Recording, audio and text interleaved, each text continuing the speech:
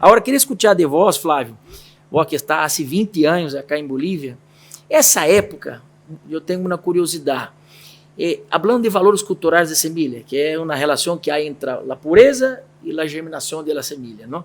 Essa época, 95, quando vos chegaste, já se tinha semilla com a alta tecnologia tratada que se tem hoje em dia? Ou aquela época, aliás, se tratava, falavam de VC20, VC30, VC40. Você recorda bem essa época? Vos que é empresário e também é um produtor rural, não? En realidad no había. No había. No había. O sea, lo que había era, o sea, mucho más bajo de lo que estás hablando incluso. Ah, más bajo. Nosotros, porque, ¿qué pasa? Aquí hubo un tiempo cuando llegamos aquí, el suelo en la zona de las tierras bajas del este, que fue donde empezó la agricultura fuerte acá, ¿no? Que empezó a llegar a gente a hacer agricultura, es muy bendecido, ¿no? Porque es una cantidad de fósforo tremenda, disponible, no es... Químicamente perfecto. Entonces no se usaba fertilizante, nunca se usó abono, ¿no? Hasta hoy hay tierras ahí, más de 30 años, 35 años, que nunca ha visto una piedrita de fertilizante. Entonces, es muy bendecido eso.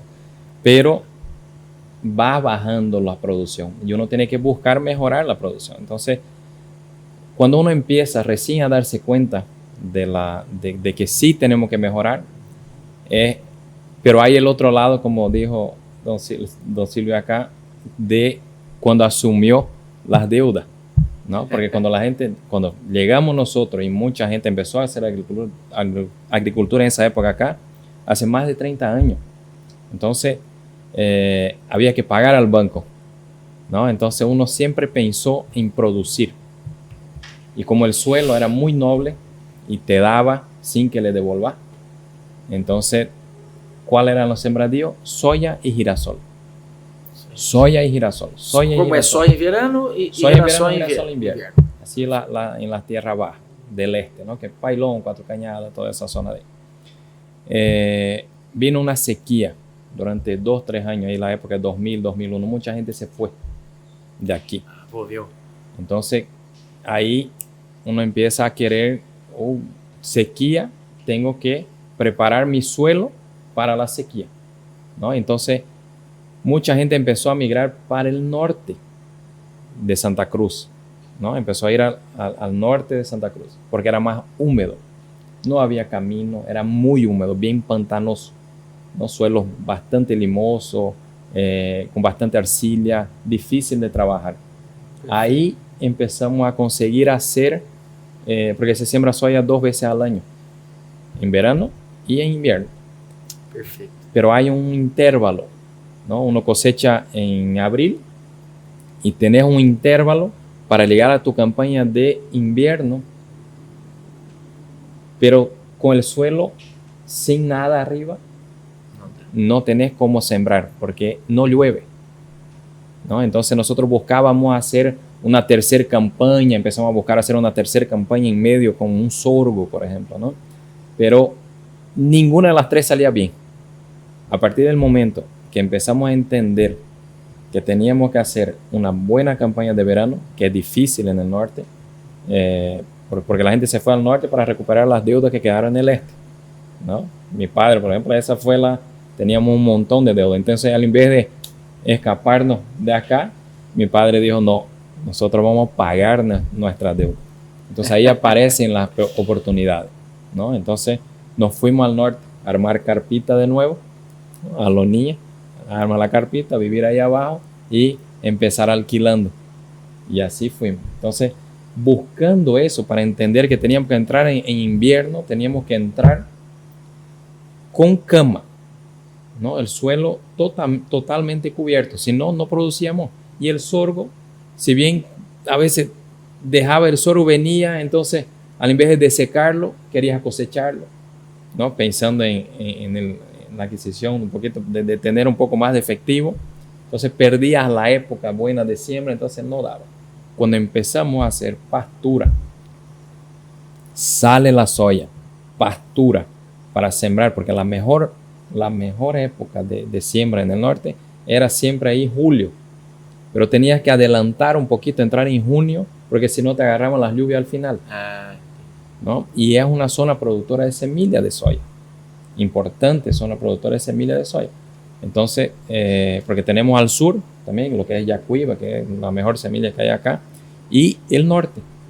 Entonces, esa producción de semilla, sin tener un suelo preparado, no producía 800 kilos, 1000 kilos, 1500 kilos por hectárea, porque era frío, el invierno. Estamos sembrando soya en invierno, ¿no? Entonces tenía que preparar porque no llovía. Cuando entendimos eso y empezamos a hacer ya trabajar con pastura, pensando en mejorar la cosecha de la soya, no en cosechar una tercera campaña. Sí cambió el tema, ¿no? Fue increíble. Ahí es donde empezó la producción a subir. Empezamos a usar fertilizante, ¿no? Fue optimizando el sistema. Se empezó a usar fertilizante en invierno, solo en invierno, entonces, ¿no? Y conseguimos mejorar la producción. Entonces, y toda la zona se adaptó a eso, ¿no? Nosotros, o sea, digo nosotros haciendo, pero todo el mundo estaba haciendo, ¿no? No es Los que, vecinos no es que fueron nosotros, mirando no y es que nosotros inventamos la pólvora, ¿no? Pero fuimos haciendo y daba resultados.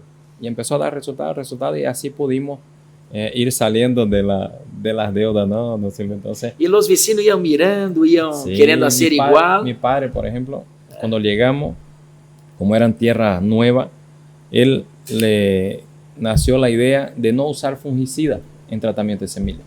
Mira. ¿Por qué vamos a usar fungicida acá, Junior, si no hay nada? Un suelo nuevo es una cosa. Vamos a aumentar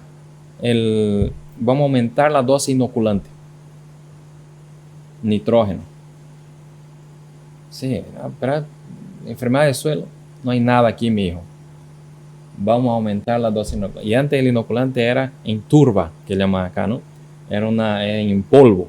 Y era difícil de preparar. Yo pensando ya en la parte operativa, ¿no? Decía, pero papá, ¿cómo será es difícil esa cosa, ¿no? Entonces decían, no, vamos a hacerlo, vamos a hacer, y hicimos. Entonces todo eso transformó nuestra forma de ver. Entonces fuimos aprendiendo cada vez, porque lo que se hacía en Brasil, acá ni idea, ¿no? Era totalmente diferente, era una cosa, suelo diferente, todo diferente. Entonces nos fuimos reinventando cada campaña, ¿no? Entonces haciendo eso y fuimos avanzando así hasta llegar donde estamos hoy, que es la Chiquitanía, ¿no? Que ahí ya es otro escenario, otro panorama. Totalmente, ¿no? Diferente. Ahí sí se acerca a Brasil, ¿no? Se acerca más a Brasil. Entonces también empezamos a probar. Nos encontramos personas como Leo aquí, que nos apoyó muchísimo al principio para hacer los ensayos, ¿no? Empezamos a ensayar con todo tipo de pastura para poder tratar de producir un poquito más y tener algo que el suelo no quede vacío, que no quede pelado hasta llegar a la próxima campaña, ¿no? Porque hay en la Chiquitanía una sola campaña.